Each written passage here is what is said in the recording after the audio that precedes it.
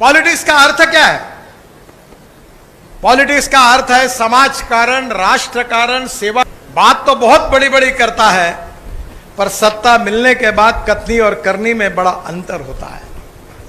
आज हमें इस बात का जिक्र करना होगा, केवल सत्ता बदलना हमारा मकसद नहीं है, राज बदलना हमारा मकसद नहीं है। हम जिस विचारधारा से आए, राज बदलना नहीं है, हमको समाज बदलना है, यह हमारा उद्देश्य है।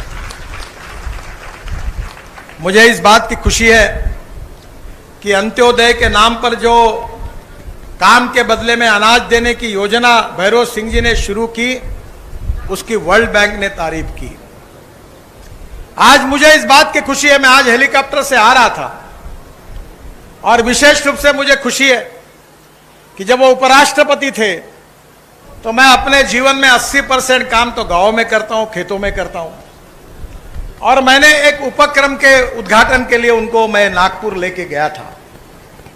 हमारी फार्मर प्रोड्यूस कंपनी थी, उन्होंने उसका उद्घाटन किया। तब उन्होंने मुझे कहा, नितिन इतना कर्जा लिया आपने, कैसे होगा? मैंने कहा, भैरव सिंह जी, दीनदयाल उपाध्याय जी का सामाजिक आर्थिक चिंतन है, समाज के प्रति ईमानदारी है, कठिनाइयां है क्योंकि पानी का अभाव है। हमारे यहाँ किसानों ने बहुत आत्महत्या की थी, 10,000 किसानों ने, पर आपके आशीर्वाद से अच्छा होगा। आज मुझे खुशी है कि भैरव सिंह जी ने जिस उपक्रम की शुरुआत की, वो हमारे उपक्रमों के टर्नओवर अब 2,500 करोड़ हुआ, 15,000 लोगों को रोजगार मिला।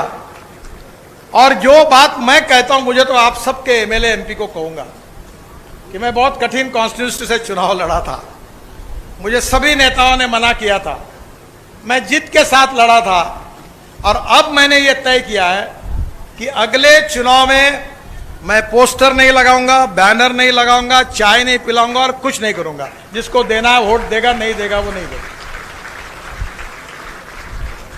मेरा विश्वास है कि पहले 3.5 लाख की मार्जिन थी, अब और 1-1.5 लाख बढ़ जाए। कोई पोस्टर से चुनाव नहीं जीतता। आजकल लोग भी होशियार हो गए हैं, चुनाव के समय माल पानी मिलता तो रख देते हैं, पत्नी एक को वोट देता है, पति एक को देता है, बच्चा तीसरी तरफ चला जाता है। वोट मिलता है सेवा के राजनीति से, वोट मिलता है विकास के राजनीति से, वोट मिलता है गांव में गरीबों का कल्याण करने से, वोट मिलता है स्वास्थ्य विषयक सुविधा देकर लोगों की सेवा करने से, और युवाओं को रोजगार देने से, बच्चों को अच्छी स्कूल देने से, और गरीबों को अच्छे अस्पताल देने से वोट मिलता है। और यही पंडित दीनदयाल उपाध्याय जी की सोच थी, और उसी सोच के आधार पर राजनीति को उन्होंने रिडिफाइन किया था। और आज यह सबसे बड़ी आवश्यकता है कि राजनीति को फिर से एक बार उसका सही अर्थ लोगों तक पहुंचाना। जो भैरव सिंह जी सेवा नीति कह रहे थे, वो केवल बातों से नहीं होगी, किताबों से नहीं होगी, रिसर्च से नहीं होगी, वो कृति से होगी।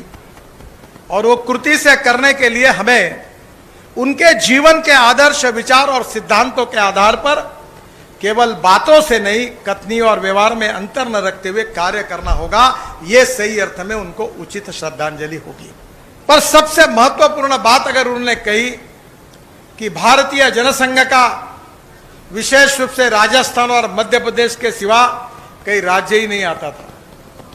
मेरी माँ जनसंघ का काम करती थी तो लोग मजाक उड़ाते थे, चुनाव के समय मेहनत करते थे, ऐसा लगता था कि चुनाव में नतीजा आप जीतेंगे, और जब पता चलता था तो डिपॉजिट जब्त होता था और छोटा सा मुंह करके घर में आ जाते थे।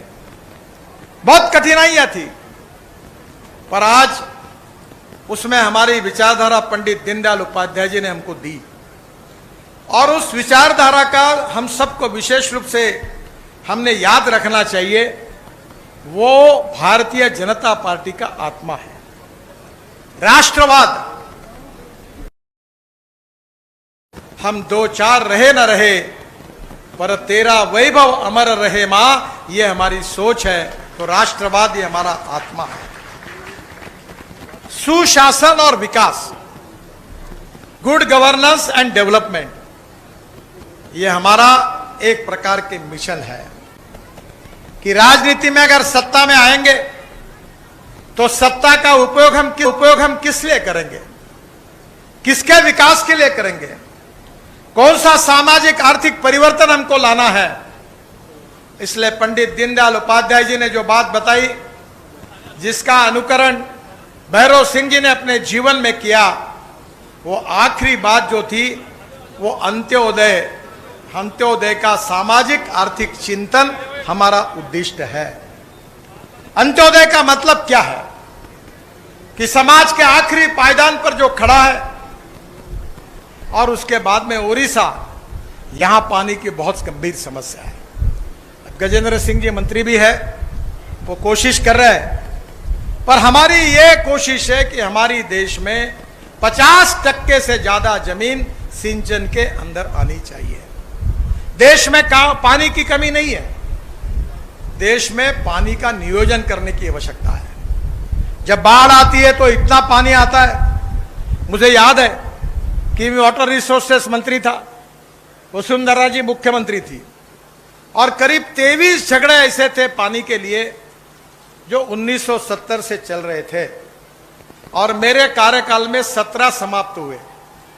तो मैंने एक प्रयोग किया था कि सब मुख्यमंत्री आते थे तो मैं कहता था दरवाजा बंद कर दो, और जब तक इनका निर्णय नहीं होता, एक मत नहीं होता, तब तक दरवाजा मत खोलो।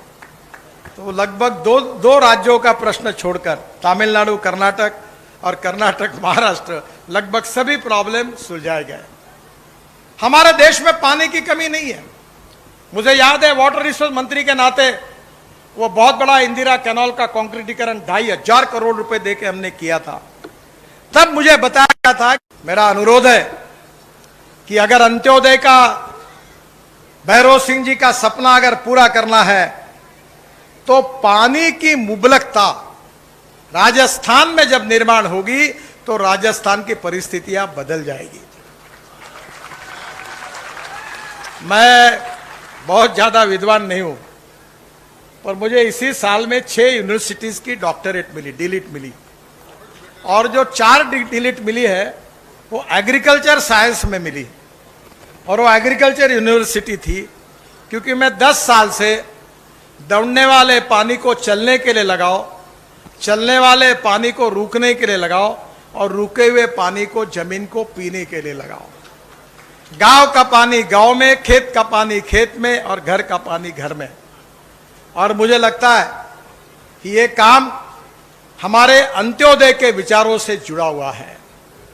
अगर पानी आता है तो अभी तो भारत सरकार में मोदी जी ने अच्छी योजना निकाली है। अब मेरे भी खेती पर मैंने 2 कुएं किए और 2 पंप लगाए, और 7-7 हॉर्स पावर के लगाए, और 37,000, केवल 37,000 रुपए में मुझे 7 हॉर्स पावर का सोलर पंप मिला। सबको मिल रहा है, और इसके कारण जो सिंचाई बढ़ रही है, अब इतना पानी हो गया है कि उसी से 1 एकड़ में हमारे यहां, मैं 3 चीनी मिलें चलाता हूं, हमारे यहां 50 टन गन्ना होता था, इस बार 90 टन गन्ना मेरे खेत पे हुआ। मेरी पत्नी खेती देखती है, और हमारे यहां 80 टन 90 टन वाले पहले कोल्हापुर वेस्टर्न महाराष्ट्र में होते थे। पानी के कारण तस्वीर बदल जाती है। गांव गरीब मजदूर किसान की पूरी तस्वीर बदल सकती है। अगर 1 एकड़ को पानी मिलता है तो 2.5 गुना कृषि उत्पादन बढ़ता है। और भैरव सिंह जी ने अंत्योदय के विचारों के आधार पर दीनदयाल उपाध्याय जी का जो उद्दिष्ट था, उसमें आज भी हमें बहुत काम करने की जरूरत है। अगर आज हमारी बात करें कि देश के विकास में जो जीडीपी ग्रोथ है, उसमें 52 से 54% सर्विस सेक्टर से आता है, 22 से 24% मैन्युफैक्चरिंग सेक्टर से आता है, और 12 से 14% केवल एग्रीकल्चर से आता है, ग्रामीण क्षेत्र से आता है। और 65% पॉपुलेशन गांव में बसती है। गांव के लोग मुंबई, कलकत्ता, चेन्नई, जयपुर, बेंगलोर, मैंगलोर सब तरफ जा रहे। क्यों जा रहे? कोई खुशी से नहीं जा रहा, वो मजबूरी से जा रहा है। मुझे याद है कि भैरव सिंह जी ने एक बार मुझे बुलाया था। जब बुलाया था तब अटल बिहारी वाजपेयी जी ने मुझे बहुत बड़ी जिम्मेदारी दी थी। मैं महाराष्ट्र में काम करता था। मुंबई में 55 उड्डान पुल और समुद्र में वर्ली बांद्रा सीलिंग और 55 फ्लाईओवर बनाने का सौभाग्य मुझे मिला तो वाजपेयी जी ने मेरे ऊपर एक जिम्मेदारी डाली थी। मेरी उम्र उस समय 36 साल की थी, नया नया था, युवा मोर्चा छोड़कर ही मैं बाद में मंत्री बना था। तो बाद में उन्होंने कहा नितिन तुमने ये बहुत काम किया, अब गांवों को जोड़ने वाली स्कीम बनाओ। अब जब ये भैरव सिंह जी को पता चला तब उन्होंने मुझे बुलाकर कहा कि कैसी योजना बना रहे हो। पटवा जी ग्रामीण विकास मंत्री थे। उन्होंने कहा नितिन जिस गांव की आबादी कम है, जो पहाड़ों पर रहते हैं, उनका क्या होगा। मैंने कहा उनको भी सोचा है। पूरी योजना मैंने 3 महीने अध्ययन किया। रिजर्व बैंक के डिप्टी गवर्नर, बड़े बड़े अधिकारी उसमें थे और मैंने वाजपेयी जी को रिपोर्ट सौंपा और 15 दिन के अंदर लाल किले पर उस योजना की घोषणा हुई थी। उस योजना का नाम था प्रधानमंत्री ग्राम सड़क योजना। लेटेस्ट न्यूज़ और आपकी ज़िंदगी के दिन भर की बड़ी जानकारी को समझने के लिए और जानने के लिए हमारे चैनल रिकवरी 24 को सब्सक्राइब करें और बाजू वाला बेल आइकन दबा के ऑल पर क्लिक ज़रूर करें और साथ ही में इस वीडियो को लाइक, शेयर और कमेंट भी ज़रूर करके जाएं।